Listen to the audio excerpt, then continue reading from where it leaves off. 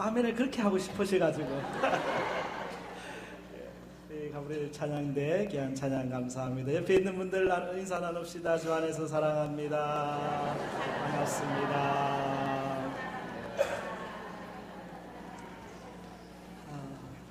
한국 대학생 선교회라고 CCC라고 부르죠. 이 대학생 선교회를 이끄셨던 분이 김준곤 목사님이십니다. 이 고 김준곤 목사님, 이분의 신앙과 이분의 삶은 많은 이들에게 기억에 남고 이분 때문에 영향을 받은 분들이 한둘이 아닙니다.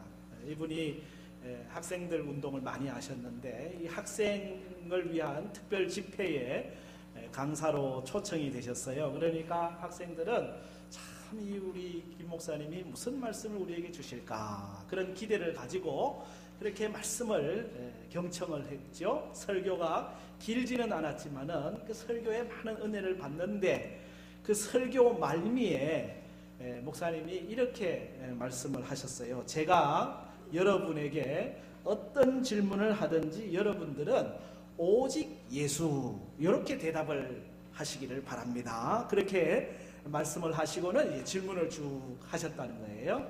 제가 그 목사님처럼 질문을 할 테니까 여러분도 한번 오직 예수 그렇게 답을 해봐 주시기를 바랍니다. 아시겠죠? 예. 우리의 구원은 누구입니까? 인류의 소망은 누구입니까? 우리의 힘은 누구입니까? 우리의 보배는 누구입니까? 우리의 능력은 누구입니까? 우리의 힘은 누구입니까? 생명의 주인은 누구입니까? 나의 주인은 누구입니까? 나는 누구를 위해 삽니까? 집에 있을 때에도, 일할 때에도, 밥을 먹을 때에도, 잠을 잘 때에도, 직장에 있을 때에도, 매일매일 어디에 있어도, 무엇을 해도, 세상 끝까지, 영원토록. 이래 하면은 오늘 하루 종일 해도 될 것 같아요. 이 설교가 그 김준곤 목사님의 백문일답이라고 하는 유명한 설교거든요. 100가지를 물어도 답은 하나.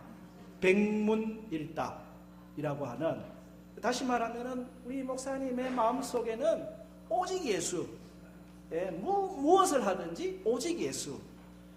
물론 우리가 신앙생활하고 오직 예수의 삶을 살아간다고 하는 우리 그리스도인들에게 이 설교가 뭐 어려운 설교는 아니죠. 쉬운 설교죠. 그러나 이것은 우리의 지식을 확인하기 위한 그런 설교는 아닌 것 같아요. 예수님을 정말 우리에게 가장 귀한 분으로 모시고 살아가고 있는가? 예수님을 내 삶의 생명의 주인으로 삼고 있는가? 내가 예수님을 위해서 모든 것을 포기하고 있는가? 예수님을 위해 유일한 소망, 오직 예수, 이런 마음의 결단과 각오를 갖고 살아가고 있는가라고 하는 그런 질문이지 단순히 지식을 확인하기 위한 질문은 아니거든요.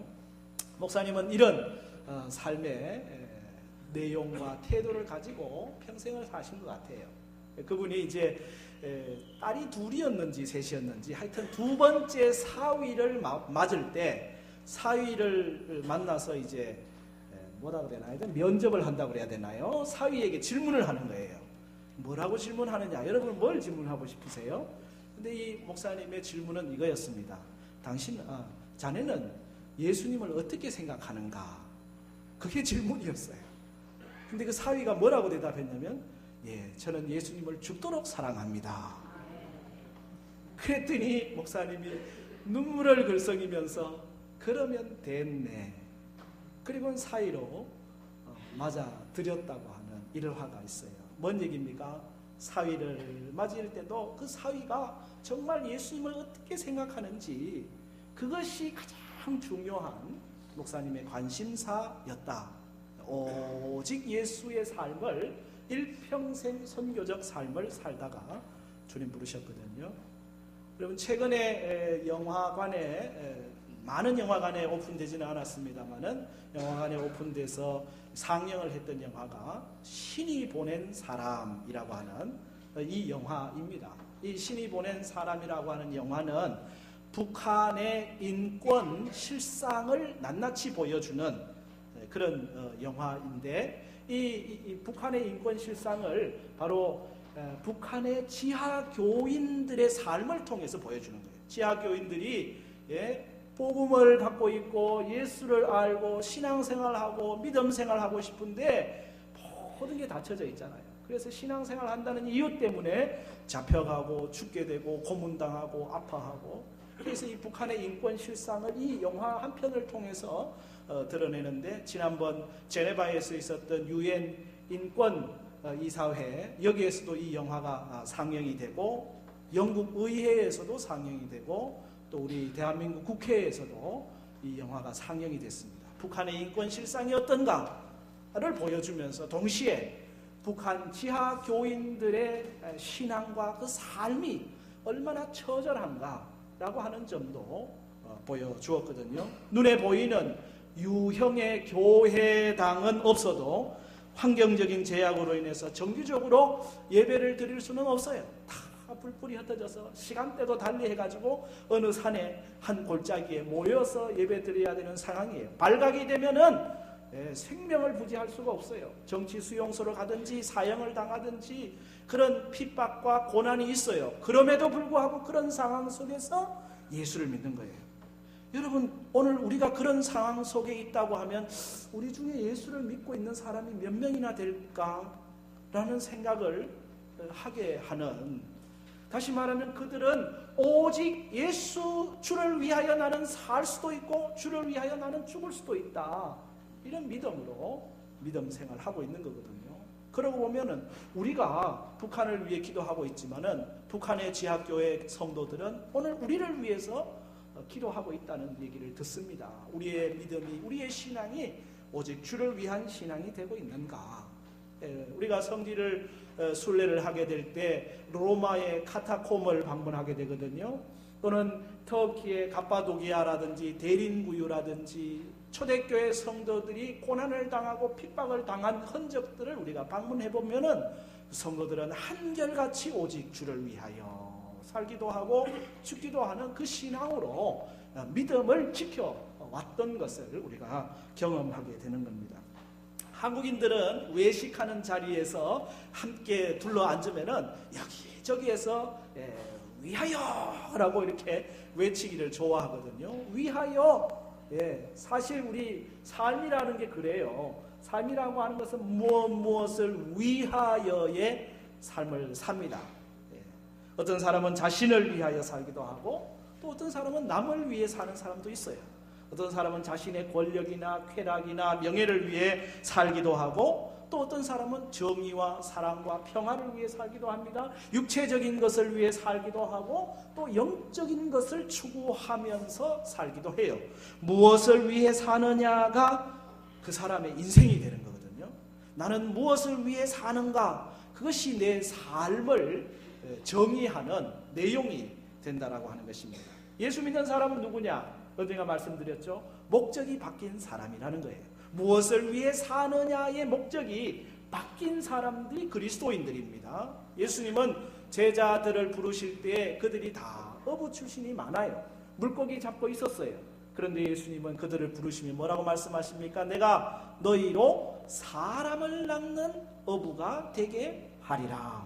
다시 말하면 지금까지는 너의 관심이, 너의 목적이 물고기였지만은 어떻게 하면 물고기를 많이 잡을까? 어떻게 하면 돈을 많이 벌까? 어떻게 하면 더 안정을 누릴까? 그것이 너희의 삶의 목적이었다면 이제부터는 내가 너희를 사람 낚는 어부, 다시 말하면 물고기가 아니라 사람에게 관심을 두고 그 사람의 영혼, 그 사람의 구원, 그 사람의 삶이 하나님이 주시는 삶으로 바뀌어지는 그런 목적이 바뀐 삶을 살도록 주님 우리를 부르시고 요구하시는 거잖아요. 그런데 오늘 우리의 말씀, 오늘 이 말씀으로 대입을 하면은 자기 자신을 위하여 살지 않고 하나님을 위하여 사는 삶, 그것을 주님은 우리에게 말씀하시는 거거든요. 그런데 우리의 삶이라고 하는 것, 또 우리의 신앙생활이라고 하는 것이 여러분 중에는 그런 사람이 없겠지만은 취미생활 정도로 신앙생활하고 있는 것은 아닌가라는 질문을 하는 겁니다. 지금 우리는 예수님을 믿고 예수님을 주님이라고 부르면서도 살아도 주를 위하여 죽어도 주를 위하여 죽는 사람을 때로는 광신주의자라고 부르는 그런 시대를 살고 있거든요. 그게 예수 안 믿는 사람이, 교회에 안 나오는 사람이 이야기하면 그럴 수도 있겠구나라고 얘기할 수 있지만, 예수를 믿고 신앙생활 한다는 사람들이 하는 말이 아이고 친구야, 믿는 건 좋은데 너무 깊이 빠지지는 마라. 예수 안 믿는 사람들이 이런 말 할 수 있어요. 그런데 예수 믿는 사람들이 이런 말을 충고라고 한다고 하면은 이게 지금 정상적인가? 라는 질문을 하는 거죠. 여러분, 일에 깊이 빠지면 훌륭한 직장인이잖아요. 공부에 깊이 빠지면 좋은 학생이잖아요. 운동에 깊이 빠지면 아주 훌륭한 그런 운동선수가 되는 거 아닙니까? 예수님께 깊이 빠지는 게 왜 이상한 겁니까? 오직 예수님만이 주님이시기 때문이라고 하는 그런 고백을 갖고 있다면은 우리는 예수님에게 깊이 빠지는 삶을 살게 될 텐데, 예수님만이 주님이 아닌 거예요. 세상도 주님이 되고, 성공도 주님이 되고, 돈도 주님이 되고, 지금 우리에게 그 무엇보다도 가장 중요하고 시급한 것이 있다고 하면 우리 안에 오직 예수의 신앙을 회복하는 것입니다. 오직 예수님입니다. 오직 예수님입니다. 살아도 주를 위하여, 죽어도 주를 위하여 라고 하는 신앙의 회복이 오늘을 살아가는 우리에게 너무도 절실한 신앙의 내용이 되는 거예요. 오직 예수님만을 주님으로 섬기는 참 신앙인이 되기를 축복합니다. 오늘 말씀 8절이 그걸 얘기하잖아요. 우리가 살아도 주를 위하여 살고 죽어도 주를 위하여 죽나니 그러므로 사나 죽으나 우리가 다 주의 것이로다. 아멘. 고린도전서 10장 31절에 그런즉 너희가 먹든지 마시든지 무엇을 하든지 다 뭘 위하여? 하나님의 영광을 위하여 하라. 할렐루야. 하나님의 영광, 이것이 우리의 삶의 목적이 되어야 된다는 얘기잖아요. 종교개혁자들이 부르짖었던 중요한 슬로건 중에 하나가 Soli Deo Gloria, 오직 하나님께 영광이거든요. 소요리 문답 제 첫 번째 질문이 뭡니까? 인생의, 사람의 제일 되는 목적이 무엇이뇨? 사람의 제일 되는 목적은 하나님을 영화롭게 하고 그를 항상 즐거워하는 것입니다. 여러분, 하나님께 초점을 맞추게 될 때에, 우리가 주님께 초점을 맞추게 될 때에 주님께 영광 돌리는 삶이 되거든요. 카메라 초점도요, 잘 맞춰야 선명한 사진을 얻을 수 있는 것처럼 우리의 삶이 예수 그리스도에게, 하나님께, 주님께 초점을 잘 맞췄을 때 우리의 삶의 내용은 오직 하나님께 영광이라고 하는 내용으로 드러나게 될 줄로 믿습니다. 다시 말하지만 그리스도인은 목적이 바뀐 사람들입니다. 지금까지는 나를 목적으로 살았지만은 이제는 내가 아니라 주를 위한 목적으로 살아가는 것입니다. 예수님께서 제자들에게 말씀하신 중요한 강조점이 있잖아요. 뭐라고 말씀하십니까? 예수께서 제자들에게 이르시되 누구든지 나를 따라오려거든 자기를 부인하고 자기 십자가를 지고 나를 따를 것이니라. 아멘. 예수님이 제자들에게 항상 하시는 것, 나를 따라오려거든 자기를 부인하고 자기 십자가를 지고 나를 따를 것이니라. 주님을 따른다고 하는 참 그리스도인의 삶, 살아도 주를 위하여 죽어도 주를 위하여의 삶, 그 구체적인 내용이 뭡니까? 자기를 부인하는 삶입니다. 나는 없다, 여기에서부터 시작이 되는 거거든요. 오늘 말씀 7절을 같이 한번 읽어보겠습니다. 7절입니다. 7절 같이 읽겠습니다. 시작. 우리 중에 누구든지 자기를 위하여 사는 자가 없고 자기를 위하여 죽는 자도 없도다. 아멘. 사도 바울을 비롯한 초대교회 성도들의 신앙 고백이 이겁니다. 우리 중에 누구든지, 예수 믿는 사람들, 우리 중에 누구든지 자기를 위하여 사는 자도 자기를 위하여 죽는 자도 철저하게 자기는 없는 거예요. 자기를 위하여 사는 사람도 자기를 위하여 죽는 사람도 철저하게 자기를 내려놓은 삶, 자기를 부인하는 삶, 이것이 제자도의 시작이거든요. 여러분, 오늘 우리 시대처럼 이기주의와 개인주의가 팽배한 시대가 없습니다. 역사가 진보하고 사람들의 상식과 지식이 쌓여가면 갈수록 사람들은 더 많이 베풀고 나누고 섬길 줄 알았는데 오히려 그렇지 않아요. 그건 아마도 이 자본주의라고 하는 이 경제 논리가 돈이면 된다고 하는 그릇된 인식과 함께 남보다 내가 더 뛰어나야 되고 더 높은 지위에 올라가야 한다고 하는 출세주의로 우리를 매도 또는 우리를 그렇게 포장시켜 놓았기 때문이라 할 수 있을 것 같습니다. 그렇기 때문에 신앙생활이라고 하는 것도 여기에 편성해가지고 신앙생활이 목적이 아니고 신앙생활이 수단이 되는 그런 일들이 많습니다. 내 성공을 위해서, 내 영광을 위해서 이 신앙생활이 이용당하는 거예요. 목적이 아니에요. 주를 위하여 나를 드리는 삶이 아니라 나를 위하여 주를 이용하는 삶. 이게 주객이 전도되는 일들이 일어나는 거잖아요. 목사도 다르지 않습니다. 겉으로는 주님의 영광을 위하여 라고 해놓고는 자기 소명 잃어버리고 편안을 찾습니다. 영광을 찾습니다. 명예를 추구합니다.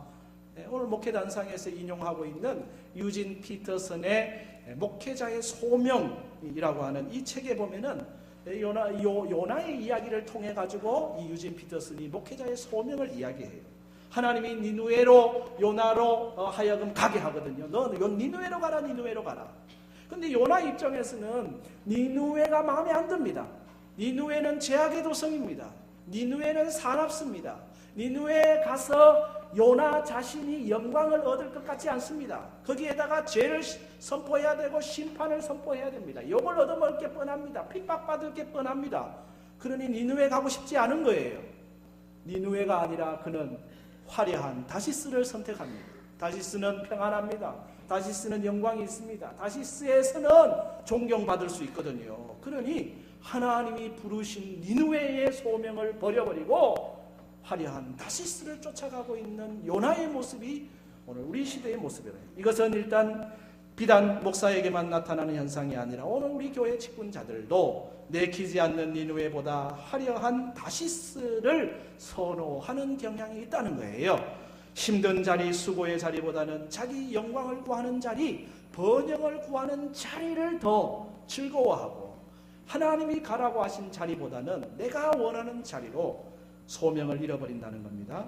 우리 교회 성도들이 더 이상 생산자로서 살아가는 게 아니고 소비자가 돼가지고 오늘 우리는 소비자가 돼. 교회가 소비자가 돼. 그것도 아주 영악한 소비자. 그래서 여기에 내 이익에 부합한가, 나한테 유익한가, 그것만 따지는 거예요. 나한테 유익한가, 이것만 따지고 신앙생활을 하는 경향이 있다는 거죠. 경제 논리에 근거한 성공주의가 교회를 풍랑 속에 몰아넣는 겁니다. 왜 오늘 우리 한국교회나 세계교회가 풍랑 속에 있느냐? 하나님이 가라고 하는 니누웨로 안 가고 다시스로 가니까 풍랑이 있는 거예요. 계속 풍랑이 있는 거예요. 그러니 빨리 다시스로 가는 배에서 뛰어내려라.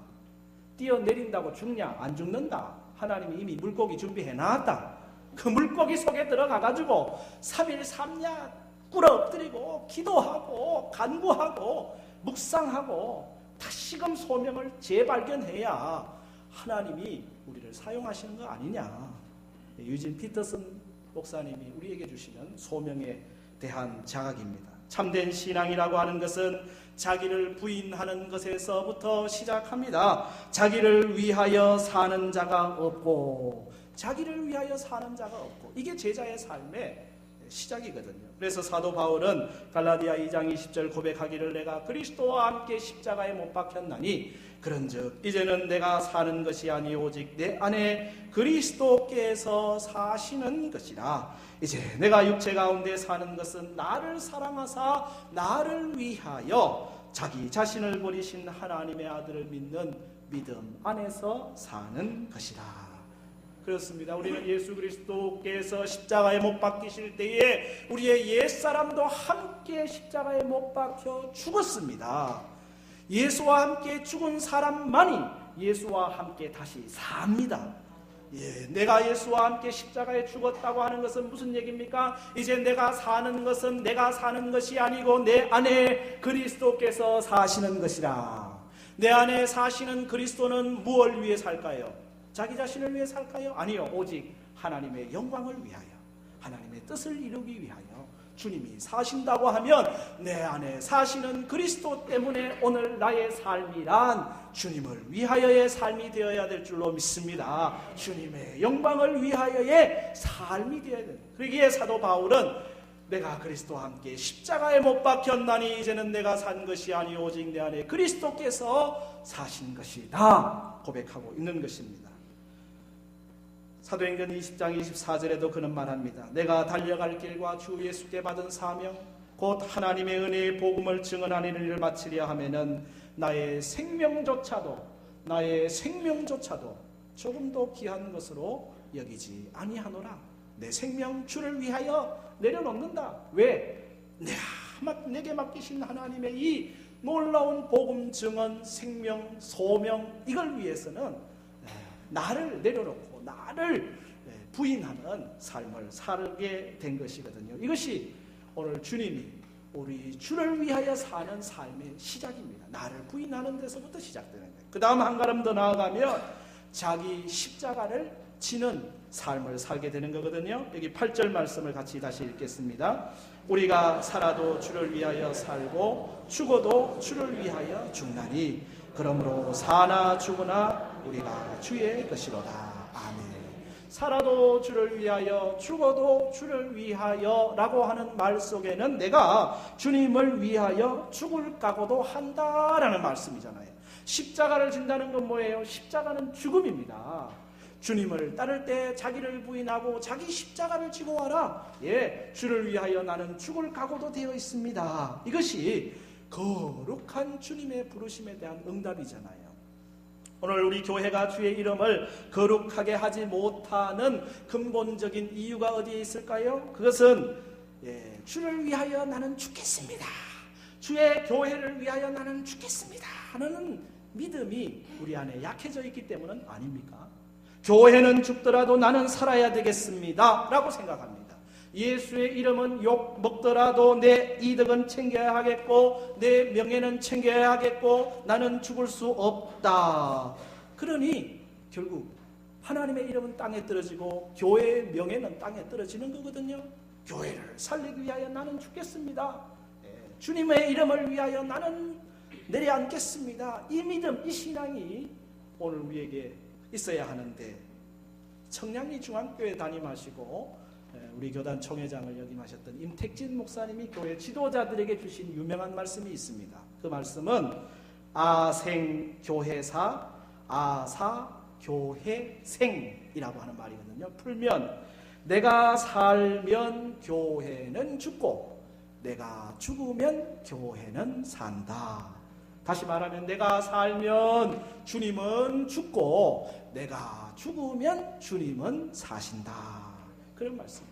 그래서 믿음의 선배들은 언제나 나는 죽고 오직 주님만 따르겠습니다. 주님 뜻대로 따르겠습니다. 그런 고백을 하잖아요. 주님 뜻대로 살기로 했네. 주님 뜻대로 살기로 했네. 주님 뜻대로 살기로 했네. 뒤돌아서지 않겠네. 2절 같이 합시다.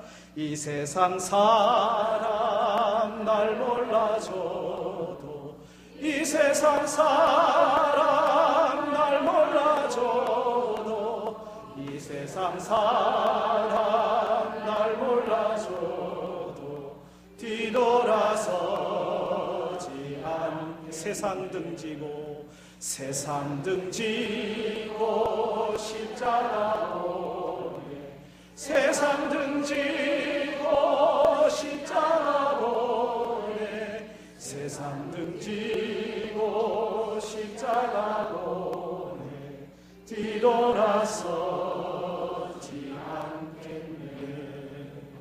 아멘. 세상 등지고 십자가 봅니다. 주님 뜻대로 살기로 했습니다. 오직 주님의 뜻을 이루기 위하여 나는 내려놓습니다. 이 신앙 고백이거든요. 사도 바울은 고린도후서 5장 14절 15절에 이렇게 고백합니다. 그리스도의 사랑이 우리를 강권하시는도다. 우리가 생각하건대 한 사람이 모든 사람을 대신하여 죽었은즉 모든 사람이 죽은 것이라. 그가 모든 사람을 대신하여 죽으심은 살아있는 자들로 하여금 다시는 그들 자신을 위하여 살지 않고 오직 그들을 대신하여 죽었다가 다시 살아나신 이를 위하여 살게 하려 함이라. 아멘. 그렇습니다. 신앙생활은 결코 취미생활이 될 수 없습니다. 이것은 삶의 생명의 문제요, 우리의 목적이요, 우리의 내용이 되는 거예요. 사는 것도 죽는 것도 삶의 모든 것이 다 주의 것이다 라고 말씀했다면 사는 것도 주를 위하여, 죽는 것도 주를 위하여, 우리의 시간도 우리의 물질도 우리의 재능도 다 주님을 위하여일 줄로 믿습니다. 예. 우리가 주일을 지킵니다. 주일은 주님을 위하여. 예. 근데 주일만 주를 위하여입니까? 월요일도 주를 위하여, 화요일도 주를 위하여, 수요일도 주를 위하여, 목요일도 주를 위하여, 금요일도 주를 위하여, 내 시간도 주를 위하여, 내 물질도 주를 위하여, 내 재능도 주를 위하여, 내가 하는 사업도 주를 위하여, 직장생활도 주를 위하여, 학교생활도 주를 위하여. 이것도 백문일답 되겠다, 그죠? 다 주를 위하여. 주를 위하여 산다고 다 목사가 돼야 됩니까? 아니요. 내가 하는 직장에서, 내가 가진 직업에서, 내가 하는 모든 일에서 목적이 주를 위하여 라고 되면 되는 거 아니겠어요? 왜 우리가 주를 위하여야 합니까? 대답은 간단한 거예요. 예수님께서 우리를 위하여 죽으셨고 예수님께서 우리를 위하여 사셨기 때문입니다. 오늘 말씀 9절이 그걸 일러주잖아요. 함께 읽습니다. 이를 위하여 그리스도께서 죽었다가 다시 살아나셨으니 곧 죽은 자와 산 자의 주가 되려 하심이라. 아멘. 그렇습니다. 주님은 철저하게 우리를 위하셨습니다. 우리를 위하여 영광 보좌를 버리시고, 우리를 위하여 낮아지시고, 우리를 위하여 고난받으시고, 우리를 위하여 살찌끼시고, 우리를 위하여 피 흘리시고, 우리를 위하여 십자가 지시고, 우리를 위하여 죽으셨습니다. 또한 우리를 위하여 부활하셨어요. 우리가 새 생명 얻기 위하여 사셨어요. 우리에게 새 생명을 주셨어요. 주님의 삶은 언제나 우리를 위하여. 그러므로 오늘 우리의 삶은 오직 주를 위하여, 주님을 위하여 사는 삶, 이것이 주님을 기쁘시게 하는 삶 아니겠어요? 지금도 주님은 우리를 위하고 계십니다. 성령으로 우리를 함께 하시고 격려하시고 도우시고 세우시고 사랑하십니다. 하늘보좌 우편에서 우리를 위하여 친히 간구하신다 말씀하시잖아요. 우리가 주를 위하여 살아가는데 어떻게 하면 주를 위하여 살까? 성령으로 거듭나는 사람들이 결국 주를 위해 살더라고요. 예수님의 제자들을 보면 그래요. 주님 따를 때는 주를 위한다고 하지만은 자기께 불쑥불쑥 나와요. 그러나 오순절 성령이 임하시고 그들이 성령의 충만함을 받고 권능을 받고 나니까 그때부터는 자기 없어요. 자기가 죽어도 괜찮아요. 생명 주를 위하여 내어놓을 수 있는 자리까지 가더라고요. 여러분 안에 주의 성령의 충만함이 있기를 축복합니다. 성령이 우리 안에 임하시면 그 성령의 능력을 통하여 오늘도 우리가 주를 위한 삶을 살게 되는 줄 믿습니다. 빌립보 1장 20절에 나의 간절한 기대와 소망을 따라 아무 일에든지 부끄러워하지 아니하고 지금도 전과 같이 온전히 담대하여 살든지 죽든지 내 몸에서 그리스도가 존귀하게 되게 하려 하노라. 살든지 죽든지 내 안에 그리스도만이 존귀할 수 있다면, 나에게 생명 주시고 나를 위해 죽으시고 나를 위해 다시 사신 그 주님, 그 주님의 은혜에 감사 감격해서 나도 주를 위해 살 수만 있다면 사는 것도 죽는 것도 문제가 되지 않는다고 하는 고백이잖아요. 오늘 우리도 이런 결단과 고백이 있기를 바랍니다. 여러분 최배송 집사님이 작사하고 작곡한 찬양이 있어요. 이제 내가 살아도라고 하는 찬양인데, 이 찬양으로 우리의 결단과 고백을 드리면 좋겠어요. 이제 내가 살아도 주 위에 살고 이제 내가 죽어도 주 위에 죽네. 하늘 영광 보여주며 날로라 하네. 할렐루야 찬송하며 죽게 갑니다. 찬양으로 고백합시다.